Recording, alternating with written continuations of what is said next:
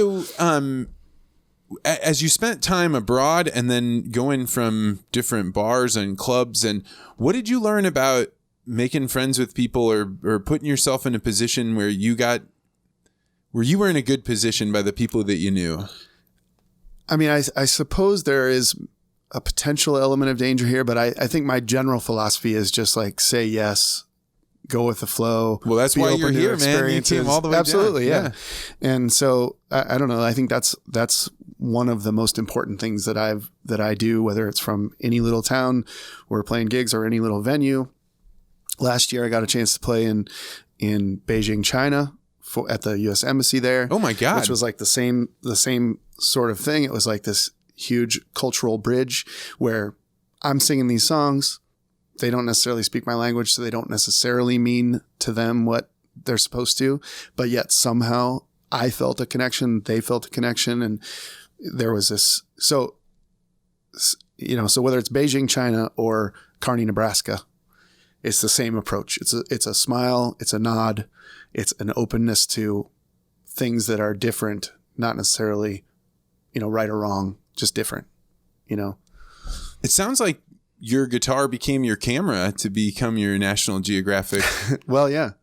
Yeah. And I've kind of done those careers parallel, like I said, in the same way. So I guess my guitar and my camera in my mind are weirdly the same. I mean, to the point where both jobs require the same amount of travel and interaction and setup and pre-production and cable wrapping and then focused time of communication and interaction, collaboration, and then cable wrapping, packing up, and they're kind of the same job for me. When you think about listening to other people's music and going to other people's shows, how do you do that? Like, is it something you enjoy? Do you have bands? Yeah, it fuels me for sure. Like I think I am a singer-songwriter because I'm a fan of music. So I remember the first time I saw someone play with a guitar in a small little bar before I was even in college, but I was going to this little bar because I knew that they had someone playing. I don't remember what made me. I was by myself, I think. His name was Larry Meyer, and he's still touring and playing. And I thought, I saw that guy, and it was like a revelation that a person could sing their own songs. This stuff seems so simple now, but back then I just remember being this revelation. Like, this guy is singing his own songs. People are clapping, and then he's being paid. And I was like, before that, I thought it was just something that people did on TV or if they're famous or something, And so that was my revelation. Like, this is something you can do. So, I mean, that's the power. How old were you? At that time, I was 18, maybe.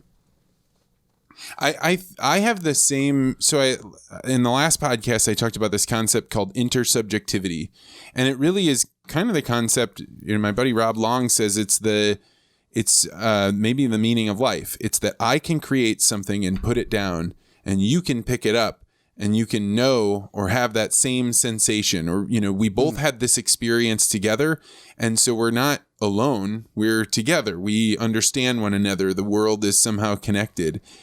And to be 18 and realize like that your life's passion is somehow to make that intersubjective experience with these fans. Well, no, it took till just now that I realized that, because you just said it. I mean, I've spent the time doing it, but I didn't understand what was occurring. But that is exactly what's occurring. And it's once you reach the level where I'm doing it or where you're doing it with speaking, because where I saw you were in front of 1,000 people, you're taking that occurrence and like multiplying it by 1,000. It's just powerful. Like, it's almost scary that as I think about, down the road, like I'm constantly multiple times a week being patted on the back by hundreds of people and like applauded, like what happens when that goes away ever, if it does. I don't know. Have you thought about that? Have you felt that? Do you feel that does that affirmation fuel what you're doing? The affirmation is something that comes and goes all the time as far as whether or not I want it or I crave it. And I think that that's what comes down to this thing that I sent you a video about, the daemon, right? Mm-hmm. Like which is this inner voice that you have that wants to speak in some way, or at least in me, it wants to. And I think other people view it as like, it's my guardian angel, it's my conscience, it's my something. And when I hit the vein where I'm saying something that I think comes from the idea of the daemon, it's that it's it's like a painter, maybe like a singer. I'd never really thought about that. And the expression of it, just the ability to get it out and have people accept it or understand it or at least comprehend it, that to me is maybe the meaning of life. And like, I think the biggest challenge is to remain humble enough that you keep finding things that are worthy of all these people's attention. And the thing that scares me is not the lack of their, connection or admiration. I think that will be there. It is, can I keep finding things? You actually said something in here that made me kind of scared, which is you were like, I don't know that I am getting better at my guitar. And then you followed it up by saying like, my son is inspiring me to do something else. But that's what I'm afraid of. I'm afraid that I'll get to some level and I'll think, well, that's as far as you can go, and my creativity will run out. And that's. But yours comes from your curiosity and observation, right? Do you think you're going to get to a point where you're like, I don't care anymore? Yeah, I mean, I don't think so. Yeah. But that is my deepest fear. And I think the longer that I've been creative over and over and over again, the more that I can trust it. But at the end of the day, like you were describing how different people have different experiences for how they grab these songs out of the air.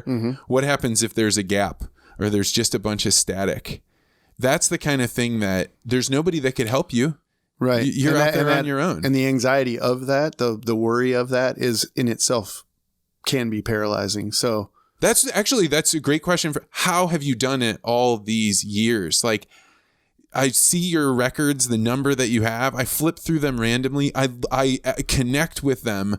How have you done it to maintain that connection? I guess maybe I just embrace the gaps, because if I'd have 100 records if I was just constantly outputting, So, we used to have kind of a schedule where it was every 2 or 3 years we did a record, which was a really comfortable way to do it. But the industry, people's expectations have changed. People's attention spans have changed so much that the life cycle of a record is now, just a few months. So you have to yeah, but that doesn't mean we do a record every few months, because we still have to have this sort of normal pace that we're used to. But we are getting to the point where we have to do it a little bit more to, keep attention, I think. But anyway, I've just sort of embraced those gaps. Like I've always thought of it as an input versus output. There has to be a time where you're open to it, you're absorbing it, you're learning, you're reading, you're listening, you're getting inspired, and then you like change to the output part, So I don't think they happen at the same time, at least for me. For me, I have to like consume things for a while. That's actually really reassuring, because I describe different times in my life as Renaissance times. And I watch other people go through them too. I don't think there's just me where I hit a point where I'm like, oh, I just cannot go deep enough into this Jungian psychology and explore all the people around it and then ask other people what they think. And eventually I've thought it through, and you're right. Then it becomes, then the speeches because the speeches I give while I'm learning this stuff, like I'm just stumbling through it. I'm staggering through it. And I feel sorry for those poor bastards that have to watch. But you're building on and learning from, and so you're doing it anyway. That's probably a really important part of your process, to be able to deliver it, get that feedback, learn how it's reacted, things like that. And my hope is that the audiences that are there, just like a stand-up comedian that's working out their material, that one of the biggest benefits they get is that the act of walking through it allows them to see gaps, come to conclusions, like they're still having a good experience. Right. That's the idea that he had, but it wasn't that I made the point for them. They can come to some of those conclusions on their own. Yeah, I think you were doing that a little bit at the Land Expo. I remember you saying that, or warning the audience maybe that you were working through it. But then that could have been at a different one that I listened to. But yeah, I think that's an important part. And I don't know, from my perspective, I like my audience to hear things in their infancy, and then be a part of that evolution. You know, our songs that we've written a long time ago have really evolved and changed over the years. And some people have been with it through that whole ride, you know? So I like the audience to evolve with it. And what's the experience of meeting a fan that's listened to you for a long time, but you never met before? What's that like for you? I'm probably a little bit, it's probably a little awkward for me, but hopefully I don't show it just because it's a little, embarrassing's not the right word, but you know, I feel a little bit like maybe I'm not worthy of it sometimes.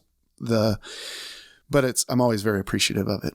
So yeah, there's definitely been people who have been with us through that's a long time. And we have fans that have been there the whole time. And many of them we're friends with, but sometimes we don't know them, you know, and they'll come and say, yeah, I used to see you in college and there was this one time. And sometimes I remember that one time, you know, and it's like, it's pretty amazing that people have stuck with you that long. That's what when people talk about how long they've been, I'm always like, thanks for sticking with us, you know, because it's easy for people to be passionate about a band that's like rocketing to the top.